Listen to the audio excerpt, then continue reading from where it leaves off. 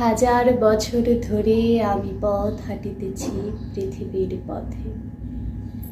সিংহল সমুদ্র থেকে নিশীথের অন্ধকারে মালয় সাগরে অনেক ঘুরেছি আমি।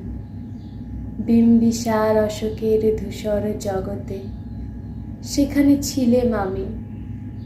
আরো দূর অন্ধকারে বিদর্ভ নগরে আমি ক্লান্ত প্রাণ এক। চারিদিকে জীবনের সমুদ্র সফেন আমারে দুদণ্ড শান্তি দিয়েছিল নাটোরের বনলতা সেন।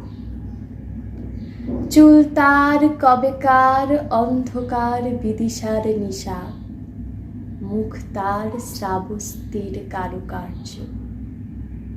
অতি দূর সমুদ্রের পর হাল ভেঙে যে নাবিক হারাইয়েছে দিশা, সবুজ ঘাসের দেশ যখন সে চোখে দেখে দারুচিনি দ্বীপের ভেতর, তেমনি দেখেছি তাকে অন্ধকারে। বলেছে সে, এতদিন কোথায় ছিলেন? পাখির নীড়ের মতো চোখ তুলে নাটোরের বনলতা সেন। হাজার বছর ধরে আমি পথ হাঁটিতেছি পৃথিবীর পথে। সিংহল সমুদ্র থেকে নিশীথের অন্ধকারে মালয় সাগরে অনেক ঘুরেছি আমি। বিম্বিসার অশোকের ধূসর জগতে, সেখানে ছিলেম আমি। আরো দূর অন্ধকারে বিদর্ভ নগরে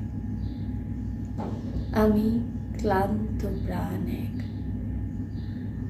চারিদিকে জীবনের সমুদ্র সফেন আমারে দুদণ্ড শান্তি দিয়েছিল নাটোরের বনলতা সেন। চুল তার কবেকার অন্ধকার বিদিশার নিশা, মুখ তার শ্রাবস্তির কারুকার্য।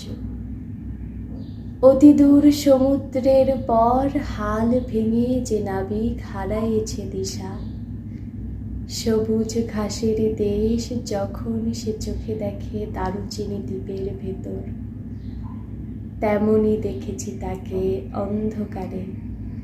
বলেছে সে, এতদিন কোথায় ছিলেন? পাখির নীড়ের মতো চোখ তুলে নাটোরের বনলতা সেন।